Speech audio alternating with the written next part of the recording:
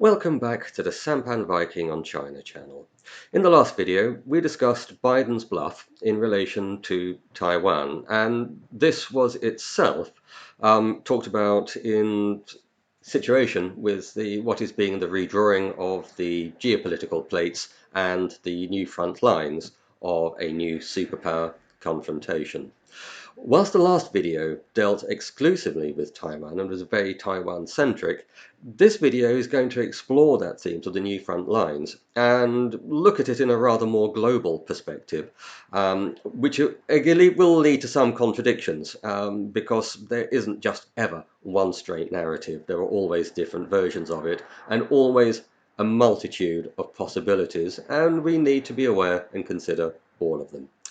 So let us put it together. I mean, what we are being told effectively by multiple sources now in the West is that NATO is going to become the spearhead for a new global alliance of like-minded liberal democratic states in confrontation with more authoritarian powers situated on the Asian continent. And these come in various shapes and sizes, principally, of course, China, their strategic allies, Russia, and lesser allies such as Iran and other countries on the Asian continent. This is, on the face of it, Cold War II.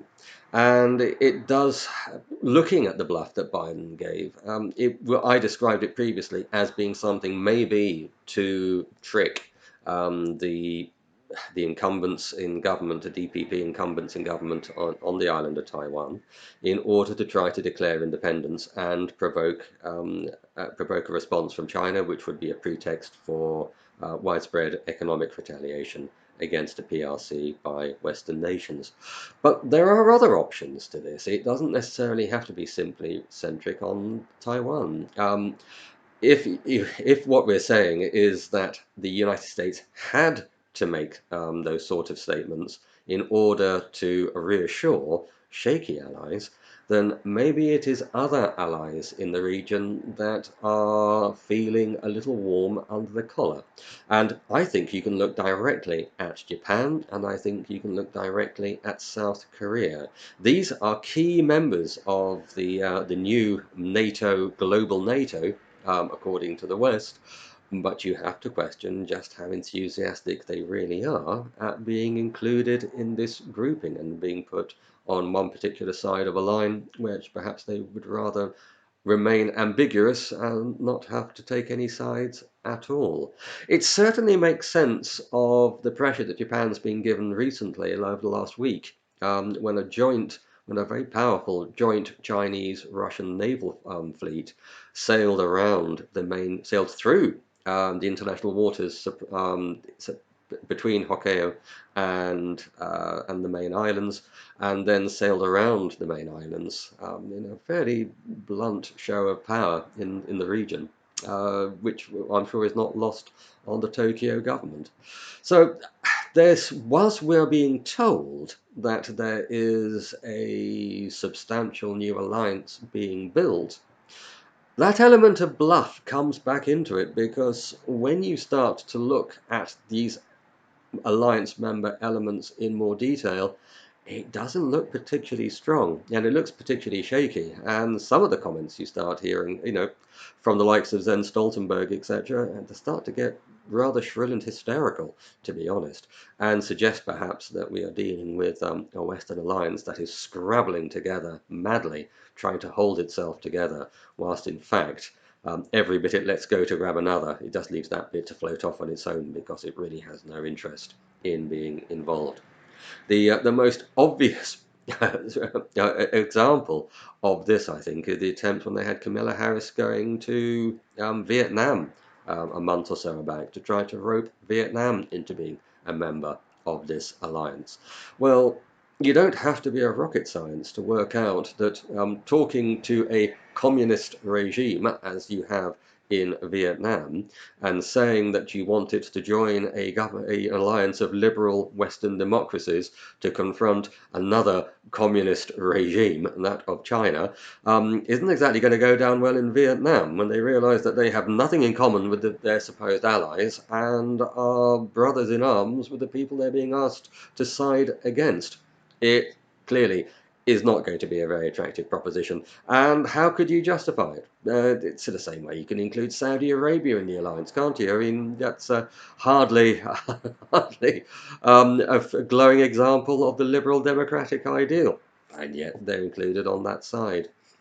Other things fraying apart. We've had that debacle with Turkey last week where they threatened to throw out 10 ambassadors from the US and European countries because they criticised them on a human rights issue.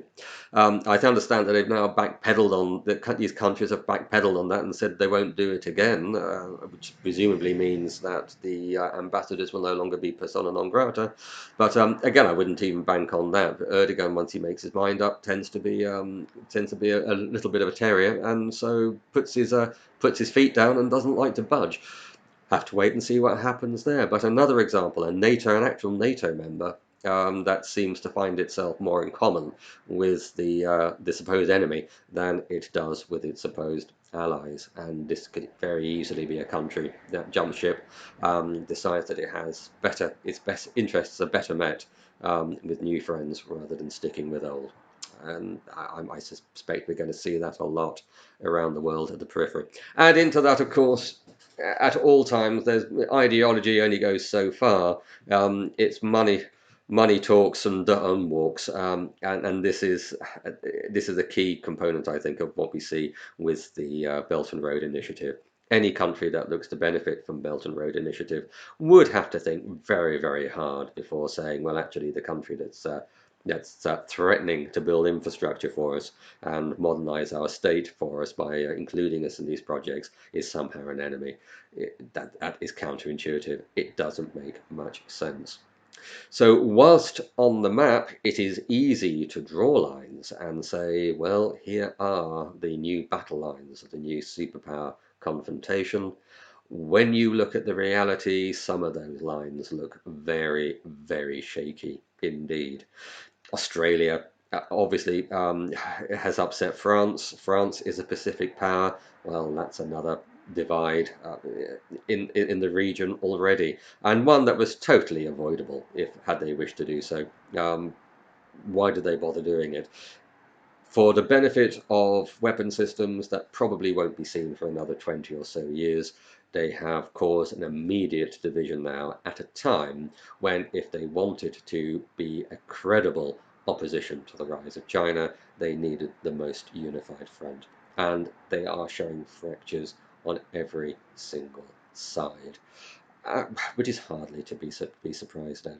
So rather than having these major new lines written, these new Maginot lines drawn on the map in order to constrain the development of China, it may well be that what we are watching in Washington and some European capitals is the mad, frantic thrashing around of a drowning alliance, which, as soon as it's put to any kind of test, is going to be shown to be the paper tiger that many of us have suspected it is against a real opponent these days.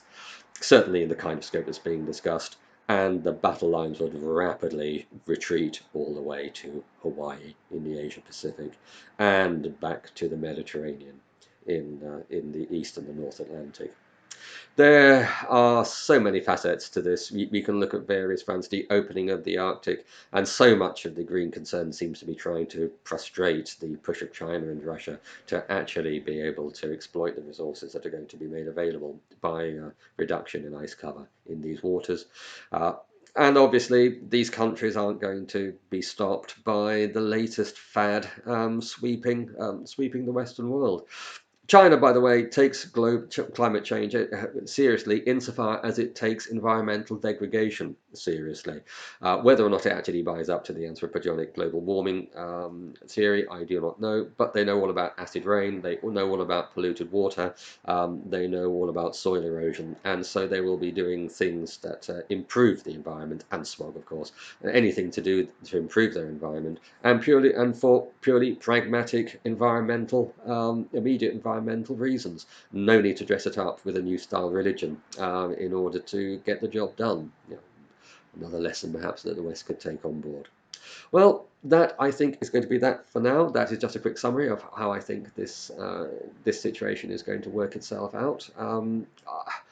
I think there's a lot of bluff going to come, a lot of bluster, but at the end of the day, if anything were to happen, going back to the Taiwan question, if the China did call America's bluff, they wouldn't react, and I think you would see a loss of confidence in a lot of nations that are paying lip service to this alliance in the Asia Pacific region, and who knows, maybe even beyond. Once you blink, your credibility really is shot, and I think sooner or later China can see America rushing around telling everybody that they're the hardest man in the pub.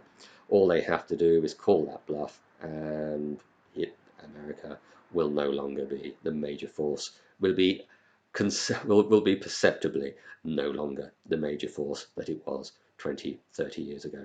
Thank you very much. I hope you enjoyed this video. If you did, please like. If you are not a subscriber to the channel, please do. It's free and it does help the channel to grow. If you ring the bell, you will also get notifications of when new videos are released. If you'd like other people to listen to what I have to say, for some reason some of you might wish to, hit the share button. If you'd like to add a comment or ask a question, please leave a comment in the comment section. I will answer to the best of my ability where it is appropriate to do so. Thank you very much, and I hope you will join me for the next video.